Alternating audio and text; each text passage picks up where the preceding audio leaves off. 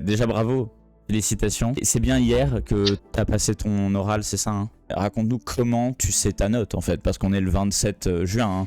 On est... Personne d'autre ne sait Alors, sa note à l'oral. déjà, je fais mon analyse linéaire sur Rimbaud. À la fin de mon Mhm. analyse linéaire, elle me regarde et me dit écoute, c'est excellent ce que tu viens de faire. Je fais mon entretien sur la peau de chagrin de Balzac.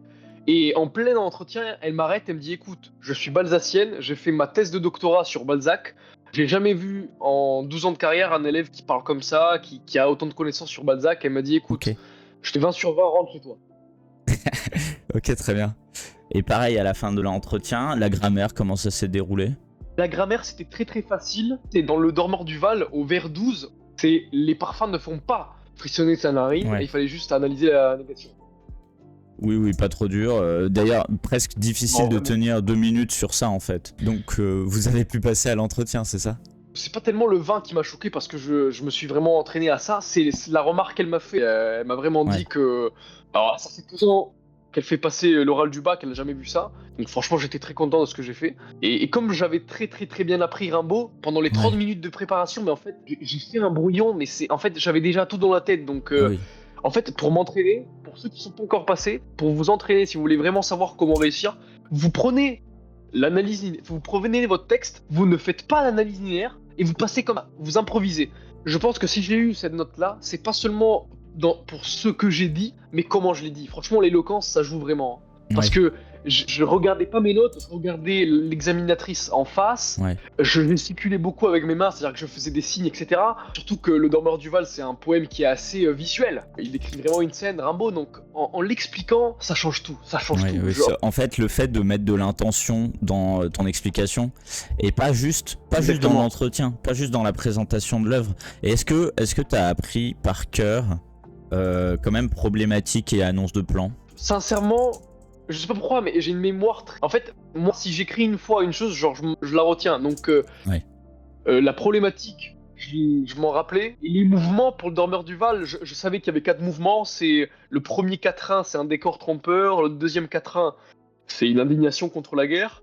Ensuite, du vers 9 au vers 13, c'est l'ombre de la mort. Et le dernier vers, donc, c'est une chute brutale. Donc, tranquille, il y a 2 trous rouges au côté droit. Ouais. Mon autre question, c'est est-ce que tu pourrais estimer combien de fois tu t'es entraîné à l'oral? Évidemment, on comprend les oraux blancs, mais aussi les entraînements que tu as pu faire tout seul, éventuellement en t'enregistrant ou avec quelqu'un, tu vois, avec quelqu'un prof ou proche, membre de la famille, etc., ami. Déjà, l'oral blanc, j'en ai eu qu'un.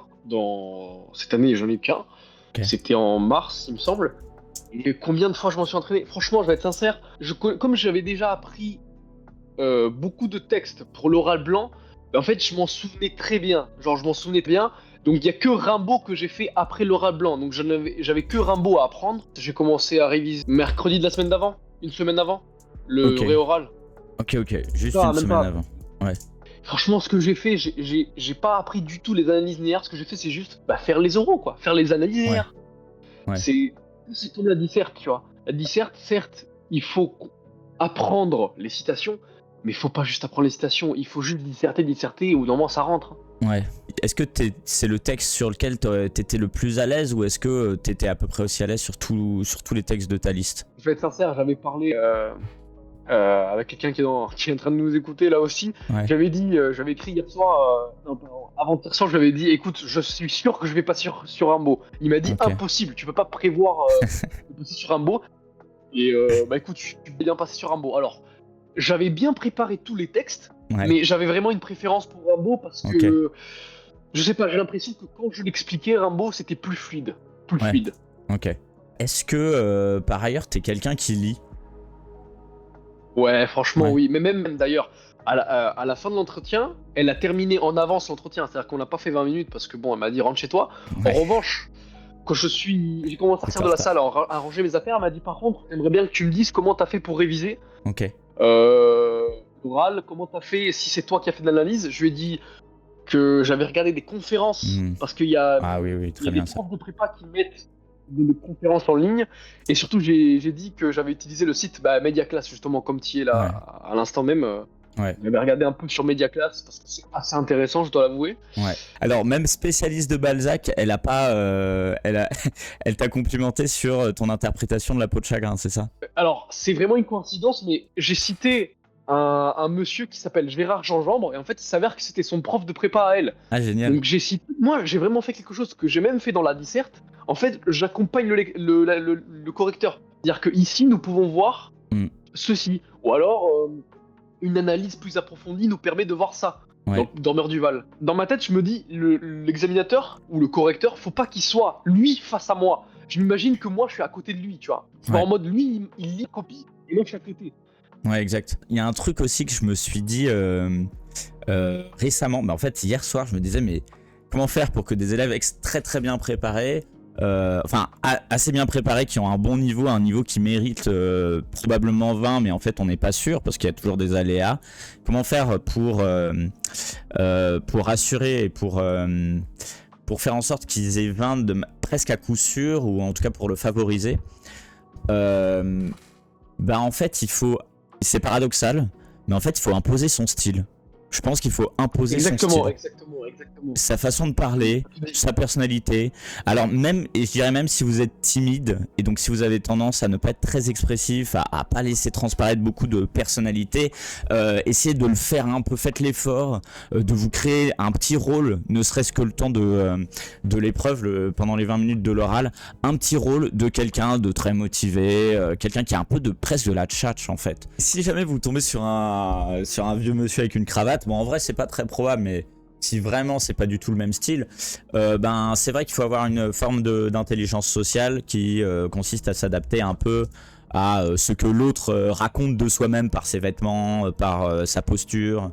Donc si vous pouvez favoriser cette intelligence sociale qui consiste à s'adapter un peu à ce qu'on peut projeter sur l'autre. Je pense qu'on peut passer au brouillon là. Qu'est-ce que tu as noté sur ton brouillon?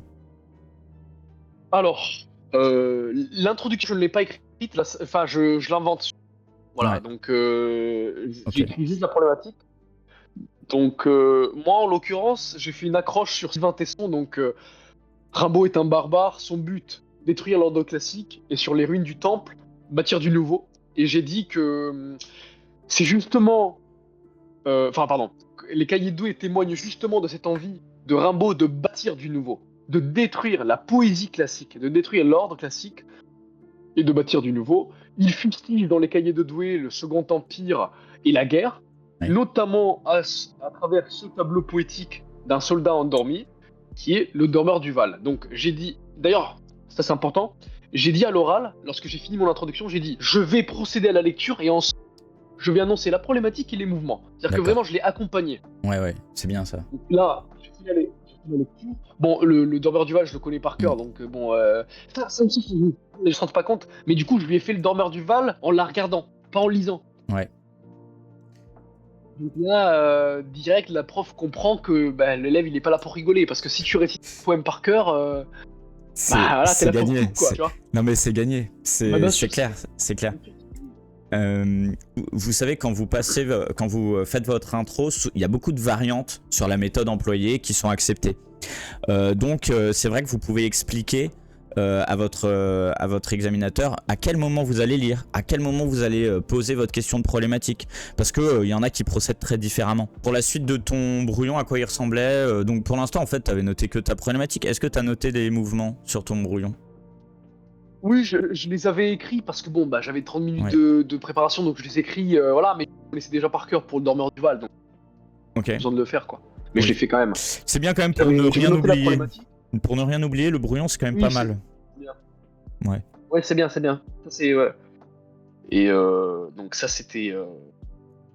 Du coup, voilà, j'ai marqué ça. Et ensuite, j'ai uniquement écrit, pour mon analyse linéaire, les mots-clés. Donc je n'écris pas des phrases, j'écris juste des mots-clés. Ouais. Est-ce que tu peux nous faire tes premières analyses donc d'abord tu nous dis les mots-clés, juste ce que tu as noté. Et ensuite, évidemment, là, t'es pas dans les mêmes conditions, donc ça va peut-être pas être aussi brillant que ce que t'as fait hier, mais... Et après, ce que le mot-clé aurait déclenché, tu vois, comme propos lors de ton oral. Bien sûr. Ouais. Alors, Euh, Déjà, je commence en expliquant que Rimbaud commence le dormeur du Val par un présentif. C'est un trou de verdure. Il s'apprête à faire une hypotypose, donc une longue description du Val qui est présent dans le titre du poème. Ensuite, je dis que le mot trou est ambigu, puisque à la fois il représente un havre de paix, mais il préfigure aussi la fin brutale, puisque c'est à travers le mot trou qu'on découvre que le soldat est mort. Et là, quand j'ai dit ça, elle a fait un grand sourire, l'examinatrice. Magnifique. Voilà. Ensuite, où chante une rivière, ici j'ai dit que la rivière était personnifiée. Bon, ça, je l'ai pas expliqué en quoi c'est intéressant qu'elle soit personnifiée, mais à la fin du 4-1, je vais faire une référence littéraire en rapport à ça. Le lys dans la vallée. Ensuite, non, du tout, non, c'est pas Balzac. Ok. Non, c'est pas Balzac, non. Voilà. Ensuite, je dis que le mot haillon est un mot récurrent dans la poésie rimbaldienne, parce que dans le poème Mort de 92, Arthur Rimbaud fait rimer haillon avec les sillons de la Marseillaise. Donc, j'ai dit, le lecteur avisé sait que Rimbaud s'apprête à faire une dénonciation de la guerre. Ouais. Donc là aussi... Le lecteur avisé, sous-entendu, c'est nous, quoi. Enfin, c'est-à-dire, c'est toi et l'examinatrice. Oui, donc c'est hyper, c'est hyper bien, parce que ça crée une complicité, une connivence. Ok, super. Mais exactement. Ouais. Bon. Ensuite, je dis, le soleil de la montagne fière, puis, c'est-à-dire que, j'explique là que c'est une vue descendante. On part du soleil, on passe par la montagne pour arriver dans le Val. Je dis que Rimbaud se fait metteur en scène. Le lecteur s'imagine la scène. Ouais. J'ai dit aussi que la montagne fière c'était une personnification, mais bon, je l'ai pas expliqué, c'était pas très intéressant de dire ça, franchement, pas très intéressant. Je dis que le mot Val n'arrive qu'à la fin du 4-1, alors qu'il est présent dans le titre du poème. Donc je dis qu'au final, ce Val, c'est plus un trou qu'un Val en réalité. Ouais. Et ici, je termine le mouvement en disant qu'on peut voir ici une certaine intertextualité, notamment avec la Divine Comédie de Dante. Pourquoi ? Parce que le trou dont parle Rimbaud, c'est le trou créé par la chute de Lucifer des cieux, et la rivière qui chante, c'est le Styx. Donc je vais aller sur le deuxième mouvement, et donc là j'annonce le deuxième mouvement, donc une indignation contre la guerre. Je dis que le soldat jeune, c'est une hyperbate, parce qu'on aurait plutôt tendance à dire un jeune soldat. Non, ici Rimbaud met l'adjectif jeune à la fin, pour indiquer que c'est toujours la jeunesse issue de la guerre. Ensuite, je dis qu'il a la bouche ouverte, la tête nue et la nuque baignant dans le frais cresson bleu. Je dis que ce sont des parties du corps humain qui évoquent tranquillité, mais qui évoquent aussi la vulnérabilité. Comment fait-il pour dormir si sa nuque baigne dans l'eau ? C'est étrange. Ouais. Donc il y a ça. Et je dis ensuite que ce soldat, il est dans son l'hiver. C'est un possessif. C'est-à-dire qu'il est enveloppé par la nature. Et je dis aussi qu'il ne faut pas oublier, c'est le dormeur du Val. La préposition du indique que le dormeur appartient au Val. Ouais. Il n'a pas de volonté propre. Donc on commence à comprendre qu'il est peut-être inerte, il est peut-être mort. Et je termine le mouvement en disant que Rimbaud fait pleuvoir la lumière, ou la lumière pleut. Donc je dis, c'est la fameuse synesthésie, dérèglement des sens, qui théorise dans sa lettre du... Là aussi, il y a la souris. Et là, je dis, je vais passer au troisième mouvement, donc l'ombre de la mort. Je dis que ce soldat a les pieds dans les glaïeuls. Les glaïeuls sont des fleurs en forme de lame et qui ont une couleur rouge très vive. Donc ça préfigure encore une fois la mort du soldat. Or, une analyse plus approfondie nous mène à nous rendre compte que glaïeul vient de gladius, en latin, qui signifie l'épée. Donc c'est un soldat qui est mort par l'épée. Très bien. Et en plus de cela, Rimbaud indique ici qu'il a les pieds dans les glaïeuls, sauf que sa tête est dans l'eau. C'est étrange puisque les glaïeuls ne poussent pas à côté des cours d'eau. Cela veut dire qu'il est à l'envers. Ouais. Il a la tête dans l'eau et les pieds dans les glaïeuls. Et donc là, j'ai vraiment en disant qu'il est à l'envers. Et donc, comme il est dans une pente, il dort dans une position inconfortable. Donc cela rend le verbe « il dort » étrange, suspect. Ouais. Ensuite, je dis, si le dormeur sourit, il sourit comme un enfant malade. C'est étrange, encore une fois. Ensuite, je dis qu'il y a un polypode, c'est-à-dire Ou une. Attends, je sais plus. Une... Je me rends compte que je me rends compte que le Robert dit une polyptote et étudeslittéraires.com dit un polyptote. Bon, bref, c'est pas très important. Mais Rimbaud multiplie les manières de dire qu'il dort. Il dit d'abord il dort et ensuite il fait un somme. Bon. Je ne pousse pas plus l'analyse parce que l'analyse du mot dort, je vais la faire dans le dernier tercet. d'accord. Ensuite, je dis que la nature, elle est personnifiée et surtout, elle est rappelée à son rôle de mère nature parce que la mère nature, elle est censée bercer l'enfant. Et ici, elle berce chaudement le dormeur du. Et Rimbaud oppose par antithèse le chaud de la lumière qui pleut dans ce petit Val au froid. C'est le froid mortel du soldat. Ouais. Ensuite, je dis les parfums ne font pas frissonner sa narine. C'est très étrange parce que le cresson bleu, donc l'endroit où le soldat a sa tête, est une fleur qui est réputée pour faire éternuer. Or, Ouais. ils ne font pas frissonner sa narine. Et d'ailleurs, j'ai fait une petite blague parce que elle m'a demandé d'analyser ce vers à la négation. Donc j'ai bien appuyé, ils ne font pas frissonner sa narine. Ouais. Donc là, elle a souri aussi. J'ai dit que donc il est inerte, il ne réagit pas. Enfin, je termine le mouvement par il dort dans le soleil, la main sur sa poitrine. Je dis que il dort, c'est déjà un euphémisme pour dire qu'il est mort, et c'est une paronomase. Ouais. Et là, elle a souri aussi, en disant que le mot d'or et le mot mort n'ont qu'une lettre de différence. Donc le lecteur sait qu'il n'est pas endormi, il est mort. Ensuite, je dis que Rimbaud s'inspire grandement de la poésie antique, notamment, voilà, il s'inspire beaucoup de la poésie antique et de la mythologie antique, et que dans cette mythologie, Hypnos et Thanatos, donc le sommeil et la mort, sont deux frères. Donc ici, ce n'est pas le sommeil dont on parle, c'est bel et bien la mort. Très bien. J'ai dit enfin qu'il a sa main sur sa poitrine. Donc là, je fais une référence au tableau de Gustave Courbet du soldat qui est mort. Et je dis que la main sur sa poitrine, c'est évidemment. Cela signifie qu'il est mort au combat. Voilà, exactement, l'homme blessé de Gustave Courbet. Mm. Bon, quand j'ai dit ça, elle a pas souri, donc je pense qu'elle connaissait pas. Ah ouais? Ouais, peut-être. Elle a pas... Alors, elle a souri au fait que je dise c'est un tableau, mais peut-être elle voyait pas lequel. Ouais. Mm. Et attends, je viens de me rendre compte, j'ai oublié une citation que j'ai faite dans l'oral, mais Ouais. quand je dis que Rimbaud est metteur en scène, je fais référence au manifeste du symbolisme de Jean Moréas de 1886, dans Ouais. lequel il dit l'art Waouh. ne doit être que suggestion, le but n'est pas de dire mais de faire rêver. Et en fait, j'explique que Rimbaud, pour comprendre la poésie de Rimbaud, il faut s'imaginer les choses. Ça, c'est une ref très très pointue. Hein. Jean Ouais, Moréas, je sais, ouais. ouais, je l'avais pas. Hein. C'est une ref vraiment Ouais. pointue, mais très bien. Et donc, tu dis quelle année? 60? Et- Moi, je verrai ça plus tard, le symbolisme. Mais non, en fait, parce que Rimbaud, j'ai dit qu'en fait, il est précurseur du symbolisme. Ouais, ouais, ok, on est d'accord. Précurseur. Très bien, Voilà, c'est ce que j'ai dit. Hein. parfait. Voilà. Et en fait, j'explique vraiment que pour comprendre le dormeur du Val, il faut s'imaginer la scène, parce que sinon on peut pas le comprendre. Ouais. Ensuite, je passe au dernier mouvement, donc l'indignation, la chute brutale, donc la mort du soldat. Ici, j'ai vu que arrivé au dernier mouvement, donc un seul vers, il me restait quand même encore 2 minutes 30. Ouais. Parce qu'en fait, j'ai parlé très vite, parce que lorsque je faisais les analyses chez moi, je me rendais compte que je parlais trop. Je faisais 12-13 minutes, c'était pas bon. Et donc là, je me suis dit que j'avais du temps, et donc j'ai commencé à parler. Donc déjà, je Ouais. dis que Ah, dans très un bien sonnet, ça. dans un sonnet, normalement, la chute se fait dans le dernier tercet. Or, chez Rimbaud, il détourne cette utilisation du sonnet, et en fait, chez Rimbaud, la chute ne se fait pas dans le dernier tercet, mais dans le dernier vers du dernier tercet, c'est-à-dire dans le dernier vers du poème.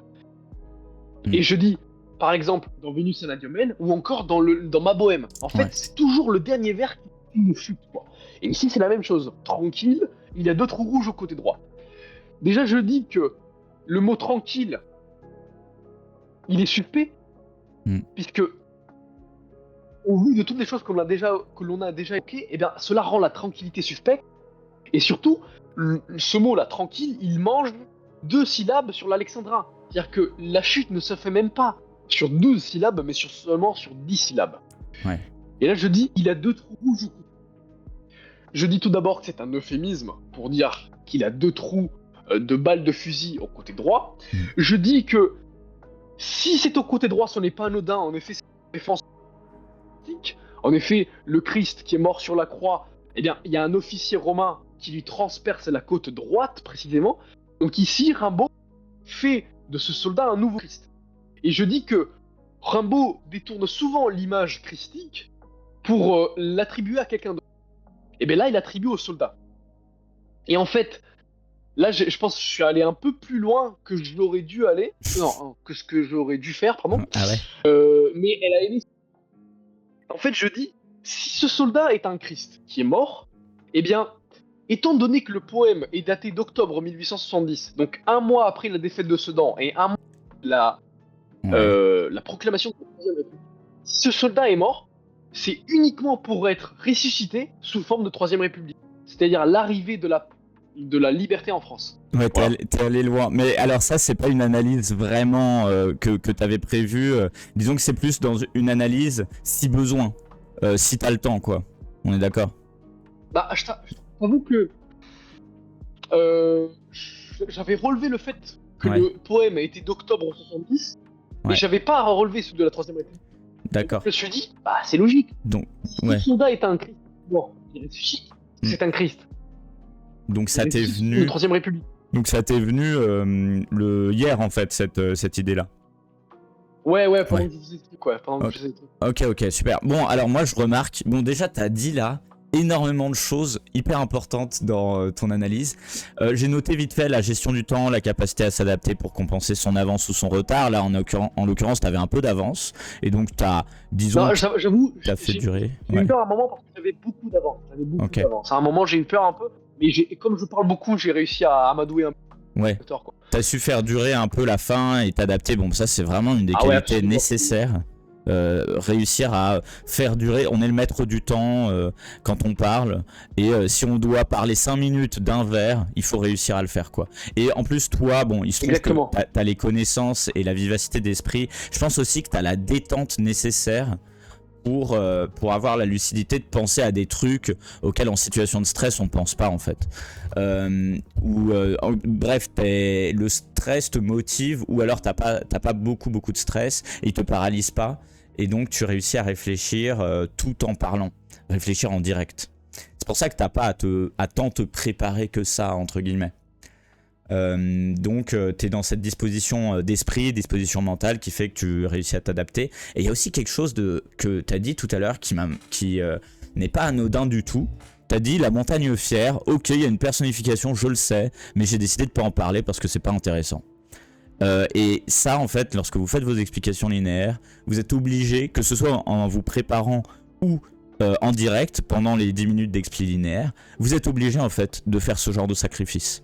Moi je trouve que c'est une personnification en effet qui n'est pas essentielle, tu vois, commenter celle de la rivière qui chante c'est plus utile, c'est plus beau, donc en effet elle est un peu moins, elle a moins de valeur, mais tu vois si t'avais su que en fait t'aurais un peu traîné, enfin t'aurais été obligé de faire traîner un peu ta fin parce que t'étais en avance, peut-être que finalement t'aurais glissé un mot de la montagne fière et tenté une petite interprétation. C'est pas une mauvaise analyse, simplement voilà, on doit faire des choix. Donc ça fonctionne beaucoup comme ça en fait, hein. Non mais je pense qu'en fait je vois là dans la manière, dans cette explication, déjà merci parce que c'était une super expli, même si tu nous as raconté ton explication en fait. C'était une expliception. C'était très bien de t'écouter, mais en plus on voit que t'as un rapport à l'expli linéaire qui est très mature, tu vois, un rapport à cet exercice et peut-être même juste au fait de passer un oral qui est très très mature. Qui est fait de moi je pense beaucoup de décontraction, tu vois, avec ça. C'est simple, si vous voulez savoir si vous connaissez votre analyse linéaire ou vos cours, juste, je ne sais pas, dites-vous que vous devez être capable d'expliquer Rimbaud à votre maman ou à votre papa, je sais pas en fait, comme vous voulez. En fait, il faut maîtriser tellement le sujet que vous pouvez en parler sans notes en fait. Non mais il y a aussi le fait que comme vous avez 16 textes à travailler, en fait c'est beaucoup, hein, même si on vous dit peut-être vous avez déjà entendu ouais à mon époque j'en avais 30, à mon époque j'en avais 28, Bon, c'est vrai, hein, avant il y en avait plus, mais en fait, 16 textes c'est quand même énorme, donc impossible à préparer complètement.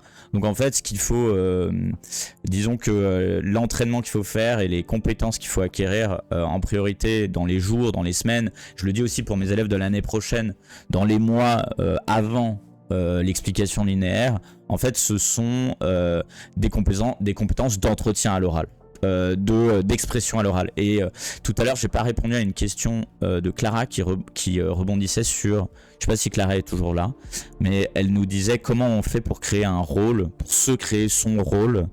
Bon, ça passe par une certaine décontraction évidemment, ça passe par des entraînements aussi, je pense, mais surtout, il faut pas mal de confiance. Il faut vraiment beaucoup de confiance pour avoir la possibilité de rentrer dans cette zone où en fait on se rend intéressant, on fait un peu le spectacle sans évidemment trop en faire, sans se mettre à hurler, hein, mais sans trop en faire, on fait son intéressant un petit peu.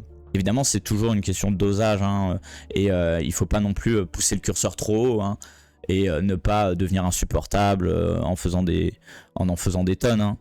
Mais en animant et en faisant vivre son explication linéaire, même si vous êtes d'un tempérament timide, et en réalité c'est un peu mon cas, mais en fait en explication linéaire à l'oral ou devant un public, je change complètement de personnalité, mais c'est normal, c'est le jeu, mais justement c'est un jeu un peu théâtral quoi. Moi alors aussi un truc que j'ai remarqué dans ton explication, c'est hyper documenté, tu t'es permis des petites références à des tableaux, à des œuvres qui sont pas seulement poétiques d'ailleurs, hein. Tu t'es permis une petite étymologie de glaïeul. Bon là t'es tombé sur un texte aussi qui est très documenté, donc t'as pu te servir, notamment sur le site Mediaclass. J'ai pas regardé son explication sur le Dormeur du Val, mais je suis sûr qu'elle est excellente. Je suis sûr qu'elle est très détaillée, qu'il y a plein de choses à prendre. Et puis t'as mentionné les conférences.